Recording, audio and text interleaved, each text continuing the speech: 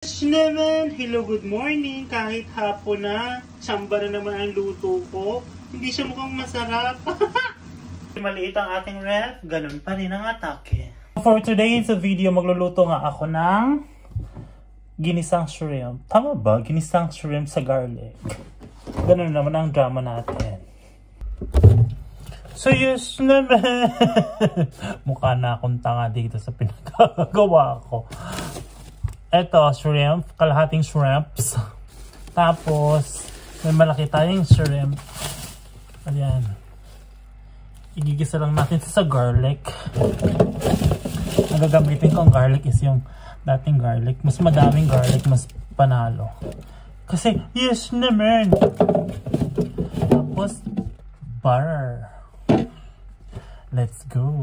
So, yes naman. Siyempre, gagamit ulit tayo ng ating gusot na apron dahil para hindi tayo matalamsikan. So yes naman, kumusta? Anong luto nyo? Anong mga Huy! Ang luto na ito ay para sa inyo. Yes naman, super vlogger naman pala yan. Itong tawag dito shrimp. Kahapon hindi siya ganito, hindi ganito yung itsura niya. Binili ko ito sa palengke, ay hindi pala sa supermarket, para sa shop.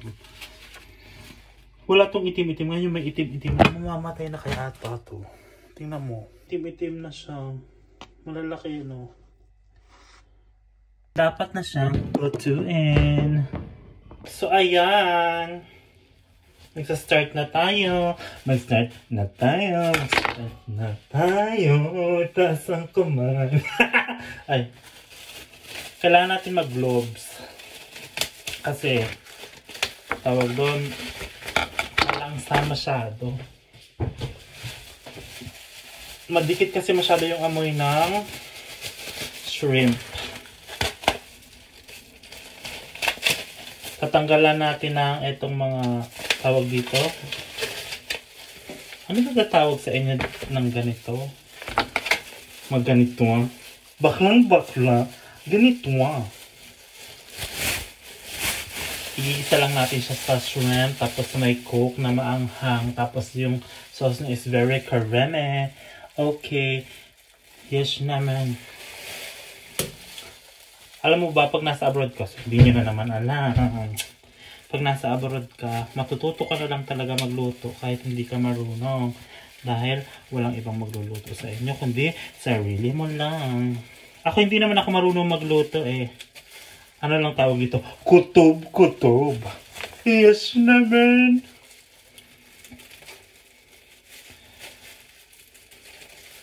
Ganyan. Tapos tatanggalan ko siya yung sa likod para yung mga channeling, yung black channeling. Ganan.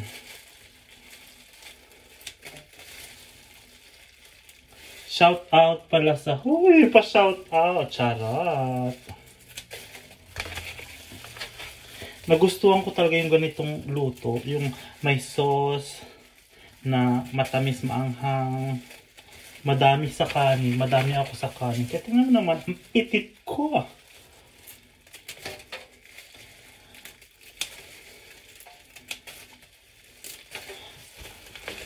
Pag mag-isa ka lang talaga, kailangan mo magganto-ganto. Magsariling sikap. Hoy! Iba yung sariling sikap na yon.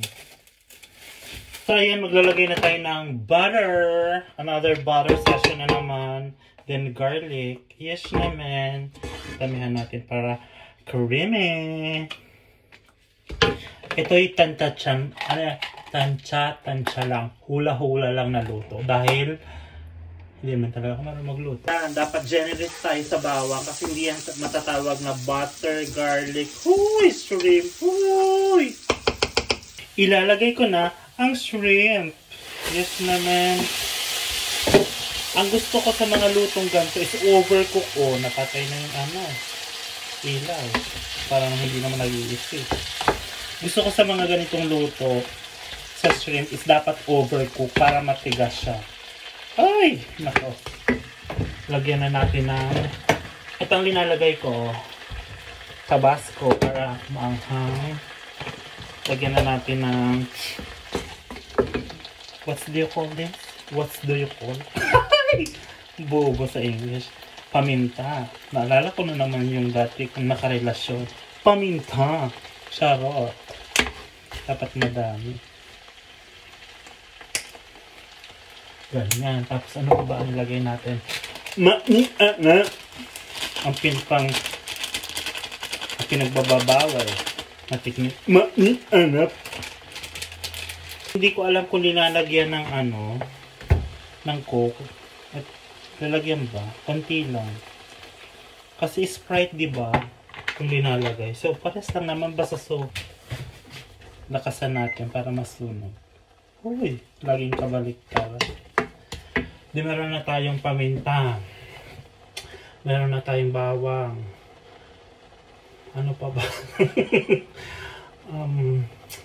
Paminta, bawang, sibuyas, kamatis, peras, at kastanya at marami. Bahay kubo naman pala. Ano pa ba? Lagyan natin ng huwag tayo mag-sugar. Honey. Lagyan natin ng honey. Ayan, para medyo matamis. So, palagyan natin ng etong tabasco na maanghang para masarap.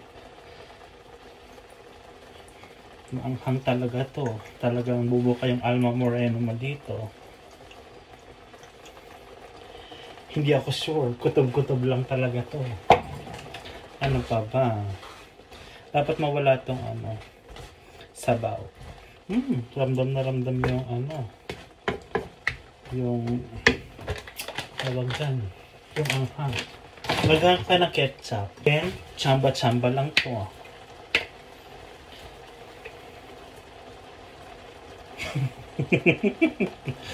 Natatawa ko sa sarili. Sabi ko nandito kayo, amoy na amoy yung yung tabasong nilagay ko. Dapat masarap to. Parang may kulang pa. Parang may kulang pa. Check. Ano pa ba ang kulang? Shrimp. Ay! sorry. Ganito ko nagluluto pag nandito lang ako sa bahay. Sorry. Si SPG pala. Ikaw lang. Ano pa ba mamaya ko na ito na itsura. Pakita yung itsura para na siyang sinigang. Mamaya ipakita ko sa inyo pag wala ng sabaw. Ay, asin pala! Asin. Himalayan salt. Konti lang. Just to add the taste. Uy! Para naman sunga. Parang gusto ko padagdagan ng wag na. Tapos tansya na lang. Pakita ko sa inyo pag wala na tong sauce. Ito na yung luto ko. Mukhang hindi siya pleasant sa paningin. Pero we'll see kung masarap. Chicken to buttered kineme and kinembular ever chenilin. Ito na yung dry siya. Yes naman. Ito na siya. Look at that. Oh. Ayan. Tikman na natin. Kukuha tayo ng isang kanin. Isang kanin talaga. Parang mukhang masarap naman. Hindi lang talaga siya maganda tingnan. Ay, pa ba? Sabaw muna, tapos lagyan natin ng kanin. Kung masarap yung sabaw, masarap na yun.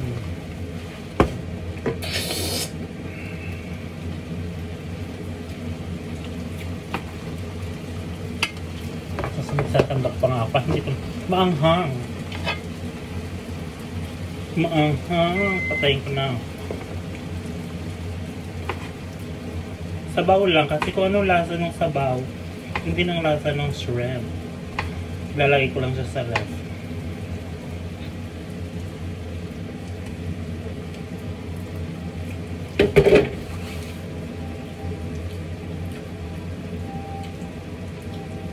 Masarap naman. Hindi masyadong masarap, pero masarap naman. Parang ganon. Arte pa ba? Ay, naputol. Ay! Always remember, happy naman sila. Good vibes lang. Huwag masyadong dibdibin. May likod ka pa. See you, my next vlog. Arte pa ba?